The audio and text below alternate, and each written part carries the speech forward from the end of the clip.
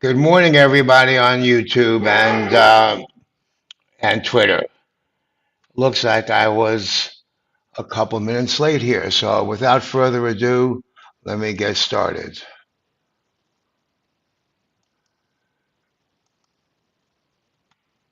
And sorry about that. Some of my subscribers were asking questions about something. I probably screwed up the admin, which is not surprising. That's not my strong suit. So let's take a look at where we are and a quick review of where we came from. So hold on, let me zoom this in a little bit. So as a reminder, what happened on Friday? Not Friday, Thursday, Wednesday. So we had numbers that the market decided it liked. So if the market liked it, that's really the rest of it's none of my business. And we gapped up, and once we got over that 62 40 50 level, it was just pretty much a straight mechanical bid all the way up to 62.80 is just below. Now, for those of you that remember, 62.80 was a really sticky gamma area, and we stalled right beneath it. A couple of people in the room did really good with iron butterflies and regular flies targeting this area, and we stalled right below it. So what I think, this is the world according to me, this was a mechanical bid, and once the market closed, we kind of started retreating as one would expect. And then whatever headline Trump stuff we had over the weekend, we kind of pulled back. And again, we stopped right at this area, which is no surprise to me, that 62, 25, 35 area. And we're going to see that again today. And in the overnight session, we kind of played around what was the bottom of the chop zone. This is not just based on price action, although if we look left, we see there is some kind of price action correlate to it. And now we're kind of stalling out right at the inflection point. Let me zoom the chart in a little bit so we could kind of better see what's going on. So we kind of have an annual look. And let me just pull up the mental Q chart because they have their roadmap feature, which just makes it easy to see the zone. They're not going to correspond exactly, because it kind of makes it, I just like looking at it because it makes it easier to just sort of see where the zones are. They don't have every zone that I have, but it's just nice, quick, easy if you're looking for or scalps into zones. Okay, getting back to here. All right, now we're going to go dig a little deeper here, and we're going to look at options depth. Let me just make sure I have the right thing set up. 60. So currently we're right around 60, right around here. And so I'm going to go over this like I kind of do every morning. What am I looking for on my events? I'm looking for market maker long, and we're not going to go into the theory of any of this stuff. When market makers are long, they hedge in the direction of the move, but then as we pull away from it, then their deltas get too short and they have to buy. And so that's where we get these zones. And so 62.55, which what is kind of the bottom of my chop zone, or we could say 50.45, anywhere in here, kind of arbitrary. So we have this zone between 55 or 50 and 70, which is kind of where we're bouncing around now. So let's just take it from here. If we can get through here, which there's not a lot of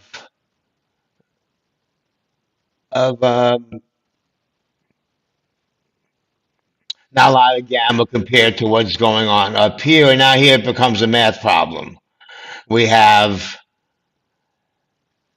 this suppressive stuff over here versus the 6,300 customer long market maker short strike, which could pull us up.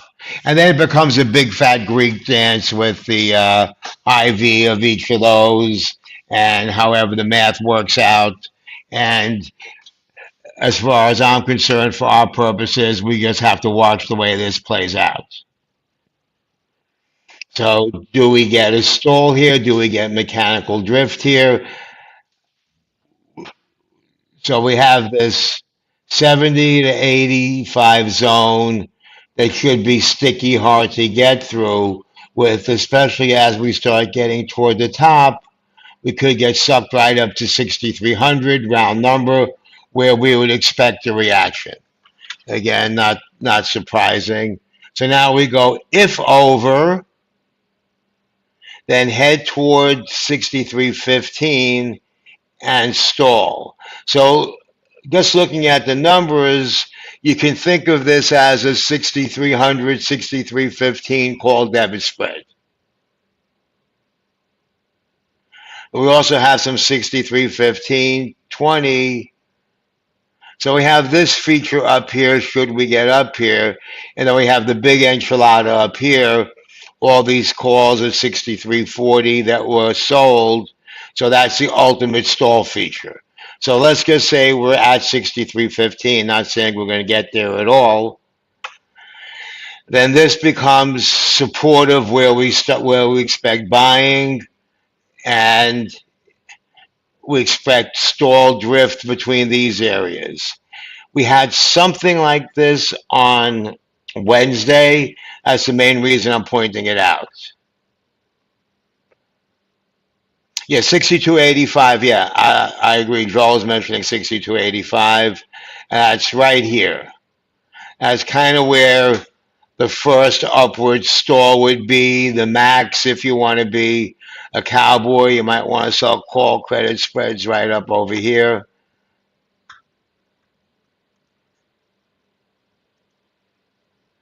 Why isn't it? There it is. Yeah. And so that's the 62.85. That's kind of right here.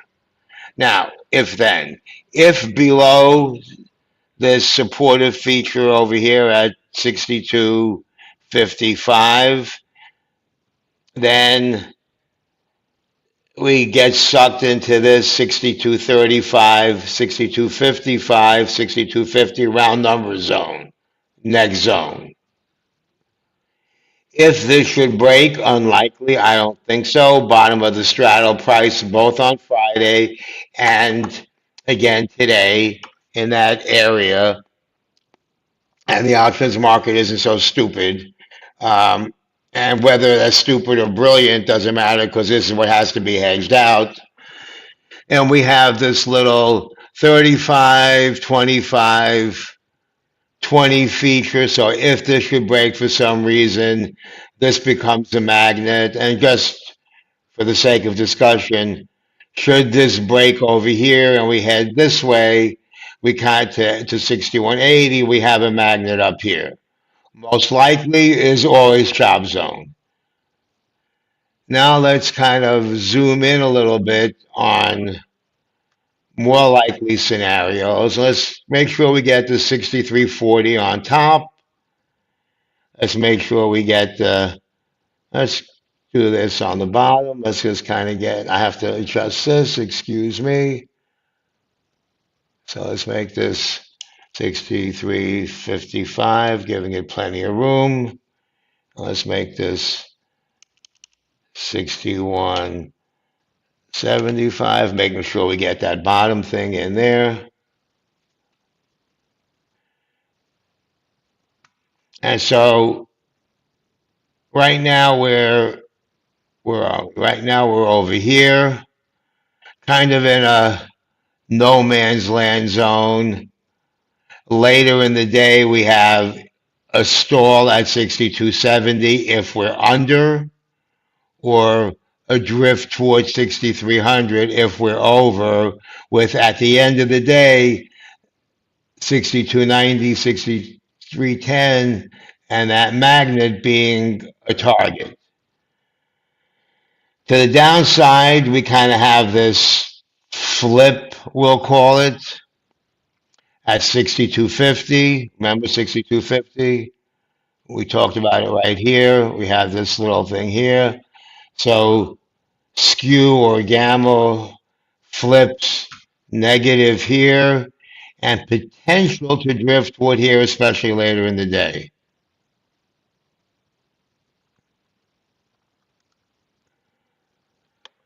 Yes, and we'll look at kind of drawing out some trades. Um, I think the risk is probably to the upside with exactly that BBB enthusiasm and or last minute Trump, we got a deal tweets. And so, we have two-way headline risk. We just do.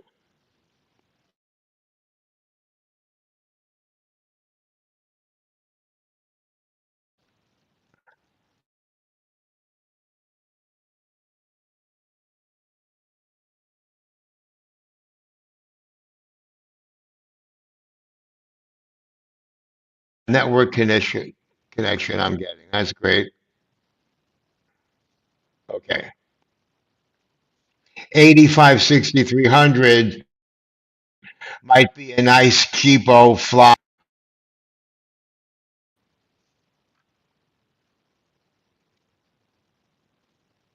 Now it looks like I'm having some kind of internet connectivity problems. So for this, let's zoom in on the more realistic levels first, and we could always zoom out.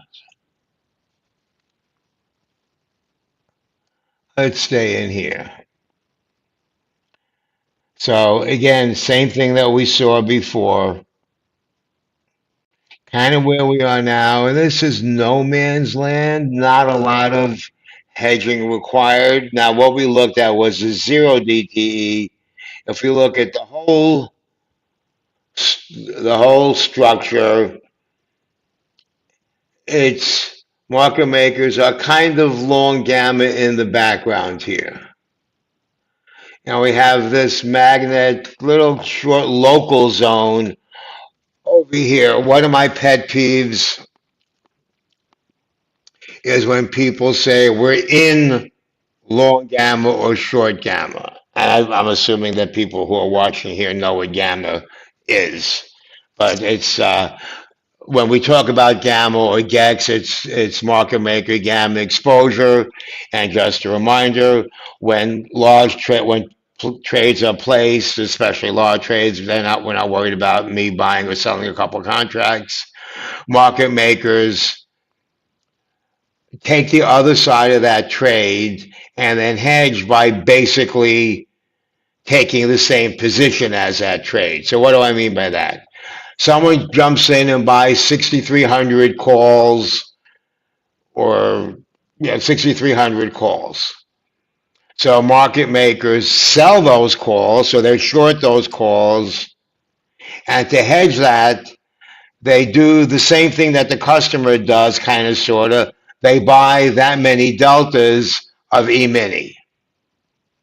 Then, as we move up or down, gamma tells us the rate of change of the delta.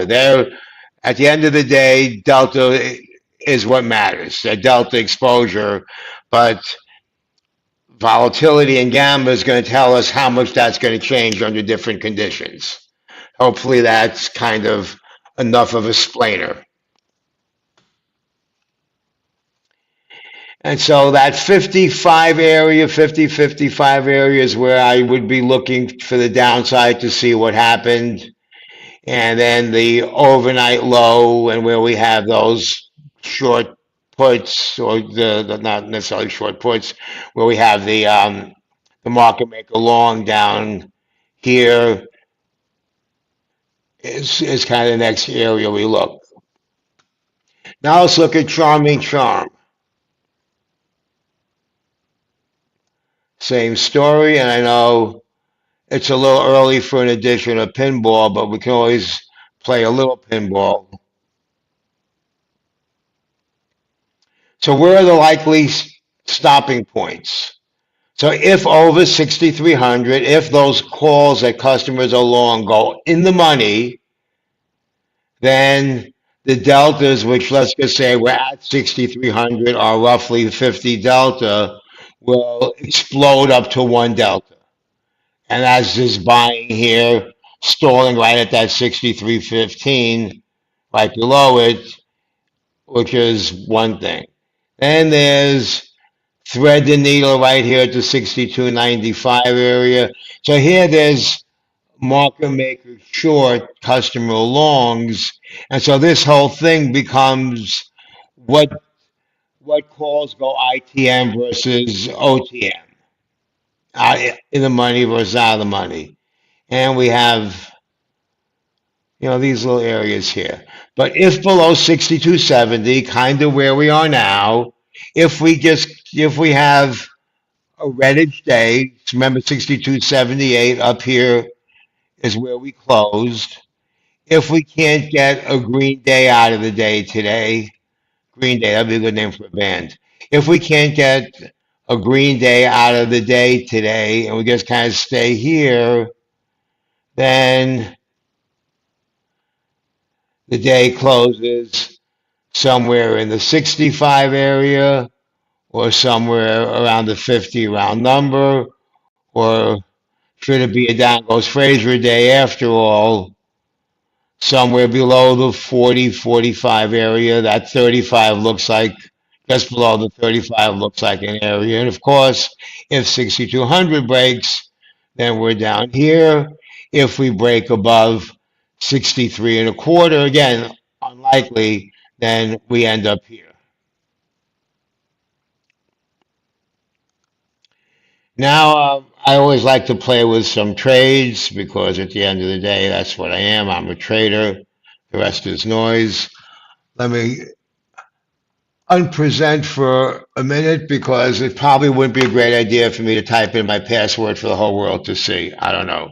Not that I think you guys are like that, but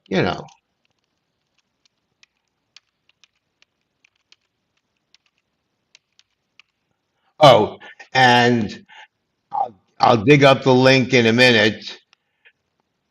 But if you were here, I think it was on Wednesday, Greg from Master Trader jumped on a little bit, and we talked a little bit about the TA versus the gamma. And on Wednesday, I'll be on their MT Live, their Master Trader Live weekly show, which they do Wednesdays at 1 o'clock on their YouTube channel. And we'll be talking about how each one kind of informs the other. Let me see if I have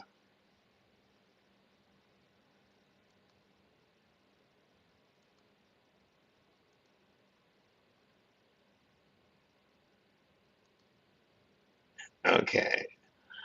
I don't have the link handy, of course. Let me see if I put it somewhere.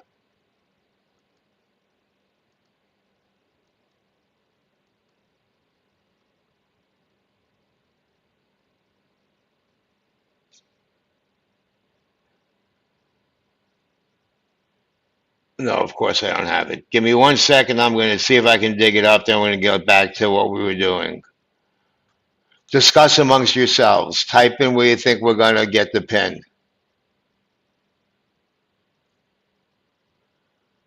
And I'm going to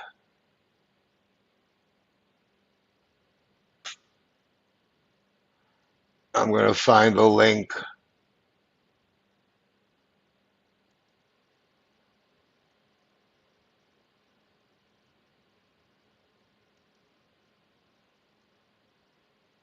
Here it is. I think this is it.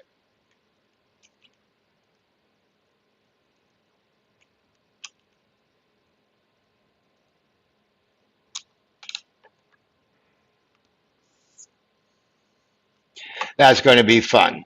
I'm looking forward to it. My old TA mentors. Okay. Back to our regularly scheduled program.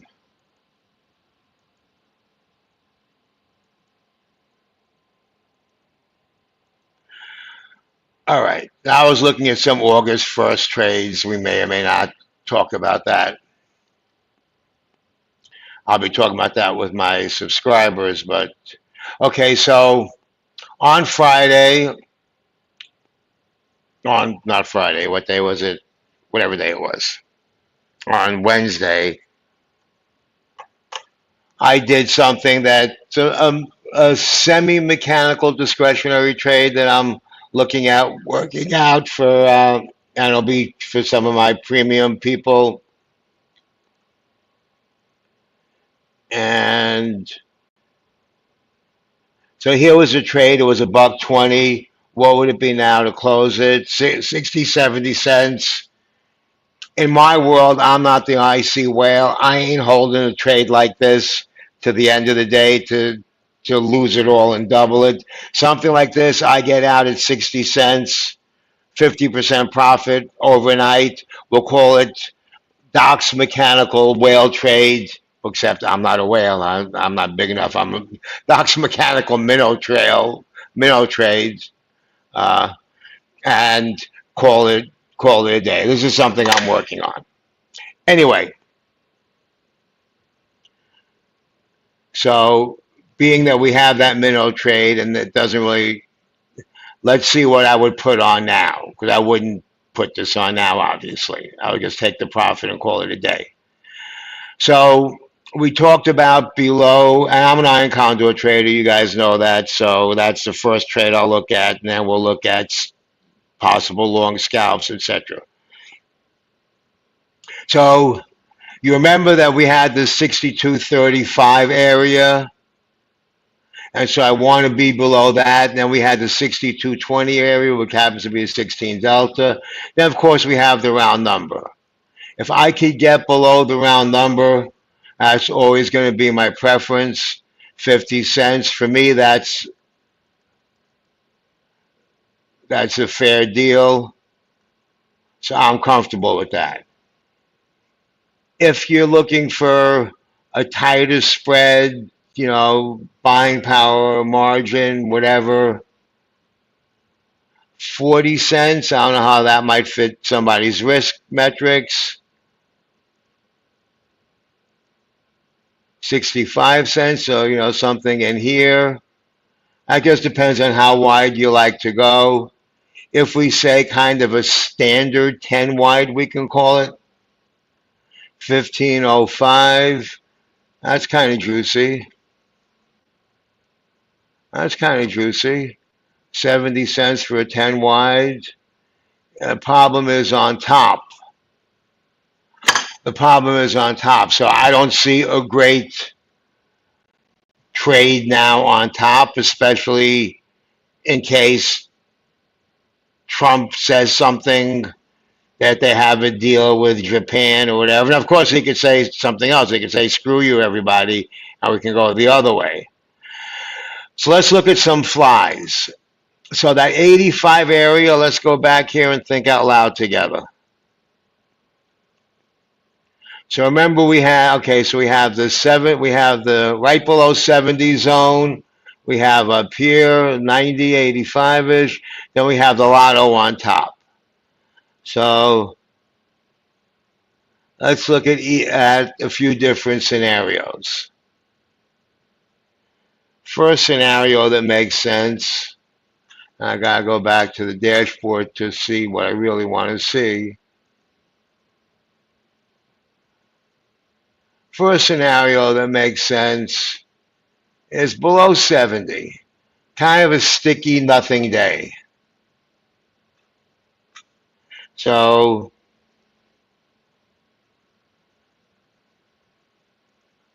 something simple. Start off with the simple.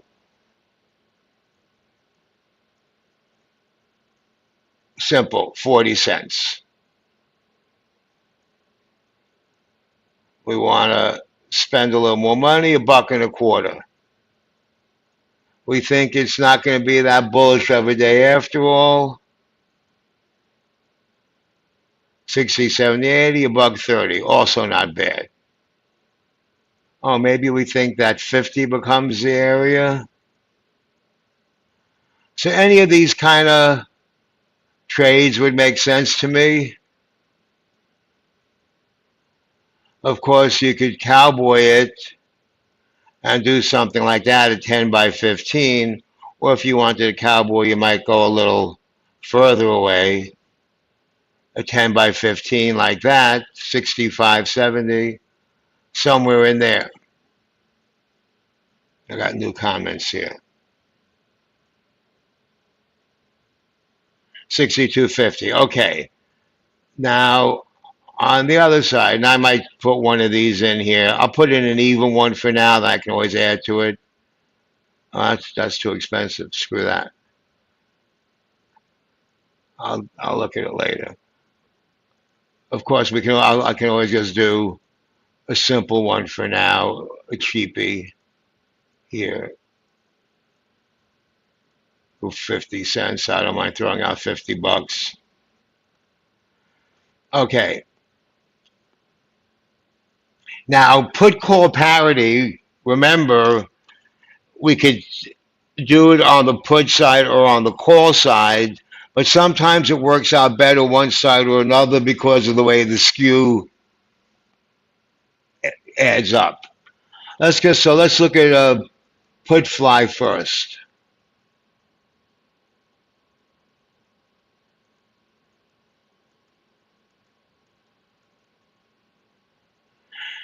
So we're targeting 50. Let's look at this again. We're targeting 50. So we're saying it gets stuck below here, and we're kind of in this zone here, maybe targeting 50. So if we were to target that, and we kind of have that flow from 35 holding us up, that's one cheapie, 55, 45, 35, something like that. Or what I like to do sometime,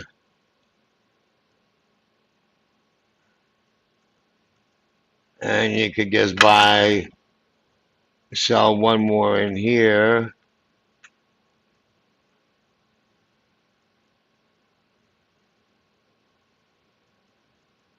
Buy one more in here, and then make this an asymmetrical fly.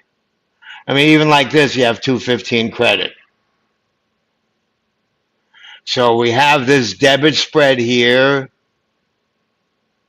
This is one of my own creations. We have this debit spread here. Now we have this credit spread there. That's a freebie, saying 35 is going to hold. And I kind of like this. But now we have two here and we have one here, so you have to keep that in mind. And you could roll it down. You could do a lot of things with this. Or you could kind of move it up a little, play it like this, for only a 15-cent debit, still targeting the 15. It could play it like this, less credit, a wider stopper. There's a few different ways to do it. Should we go conservative, folks, or go aggressive? What do you say?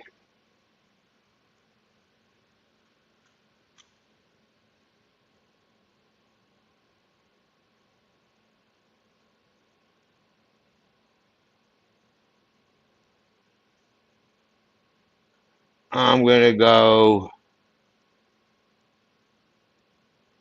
I'm gonna go with one of these. Let's see how this plays out. I'm putting it in, and that's that. Now on top, I don't have a good trade that I like. I just don't. Sorry.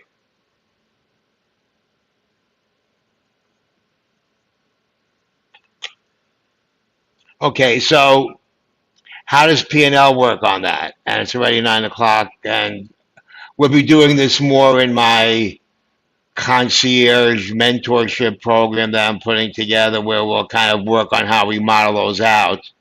But basically, the P&L on that, just eyeballing it. Oh, that's not the right trade.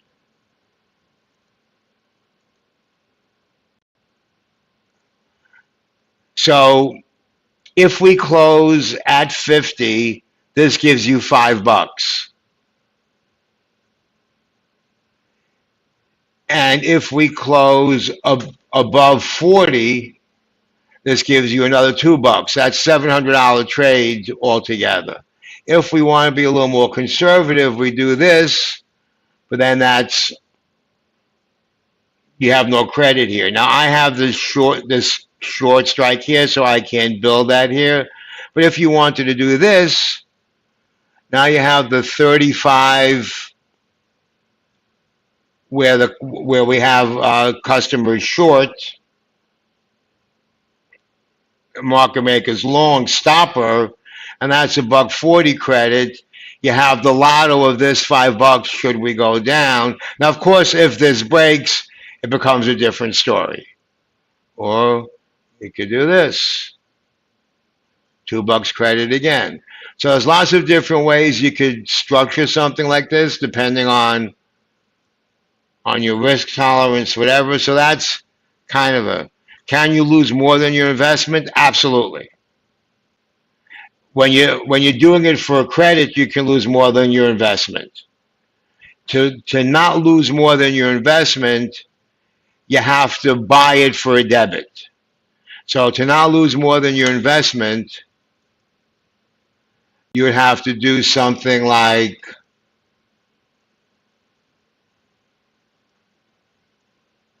that, $1.45, targeting something in here. We'd want it to go to stop right at the 55, or an easy one like this, $1.40. Or if you're trying to go for the lotto, 30 cents to potentially make whatever it is, $4, 400. No problem. No problem, Dan. And so that's what we modeled out for now. Now, just in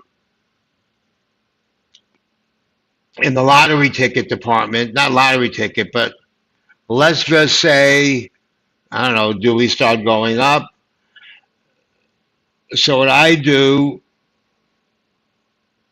I'll put in a wish trade. Remember we said stall 15? So I'll put in a trade 15.25, we'll call it, or even 20.40. Shows 5 cents now. Fine. I'm probably not going to get anything there, but I'm going to put in 45 cents and see what happens. Come back to it later in the day. It's probably not going to fill. We're just going to see what happens. Wish trade. Wish trade to the downside, down here below 6,200.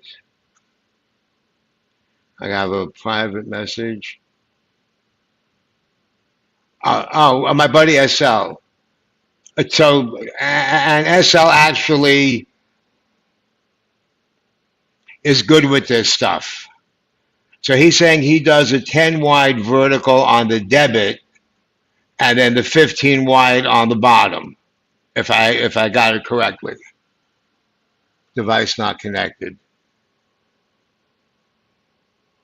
And so if we just want to rebuild this, a 10 wide on the debit could be here, or it could be here, depending how you do it. And if you did the the standard, the industry standard, so to speak, 30.15, you could do something like that. So there's a lot of different ways to play it. Let me see another message from SL. Yeah, 5 wide debit, I agree. Yeah, the 5 wide debit verticals don't move well. It's more of a blocker and a fake pain stopper than being able to really get much movement out of it. Absolutely. Absolutely. So what he's saying, and he's 100% correct, when you do a 5 wide vertical, as you go down, the gain from the long gets kind of muted by the loss on the short, and you get stuck.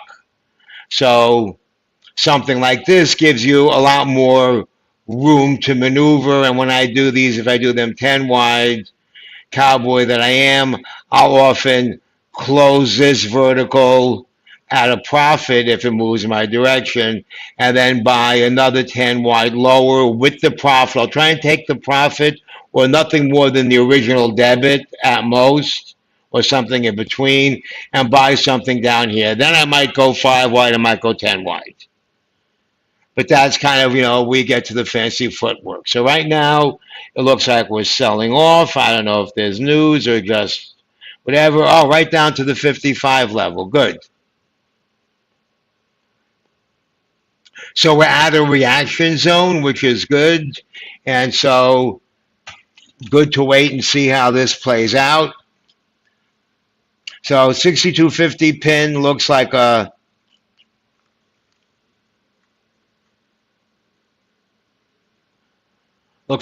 decent bet. We have to see how the market reacts, obviously, at the open. Let's take a quick look at VIX. We're getting a little pop in VIX here. Remember, we have VIX-free coming up next week. I didn't get a chance to talk about that. Maybe if I jump in and do a live stream sometime during the day, or maybe I'll do an evening one where I'll just kind of talk about what I see going down the road, into July, because that's a whole nother story. And that's it for now. I'm going to hop and go listen to Valsigs. There's plenty of people that are mentors to me that I learned from, and I try to break it down and quantuition it and tell you what I see and how I use it. Okay, and we'll be playing pinball today. Keep your eyes on, where is it? Keep your eyes on this channel, on X or on YouTube, for pinball. Let me put in all my stuff, technical term. As I always say, the marketing thing is not my strong suit, but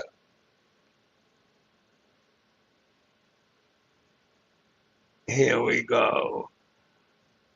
Here's discount links, options depth, discount link 1,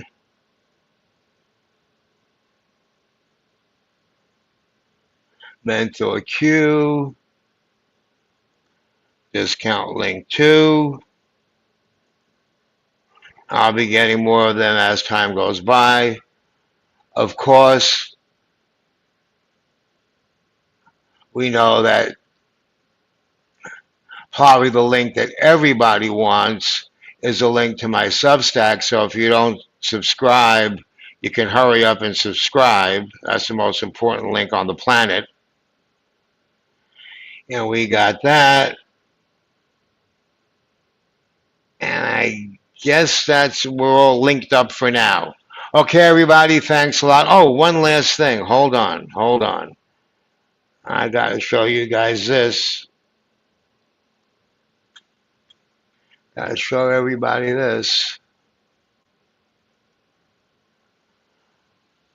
So one of the features, I sometimes send it out free on Twitter, whatever, is a cheat card. What this is my daily plan. If you screenshot it now, you got it for free if you're not a subscriber. Basically, the whole daily plan on a card. The whole daily plan on a card. Quick visual reference. So got that going as well. Okay, guys, now I'm really leaving this time. I got a big mouth. I can keep babbling. Okay, take care, everybody. Trade safe, and keep an eye open for me on Twitter or in the various chats that I'm in. And see you later today.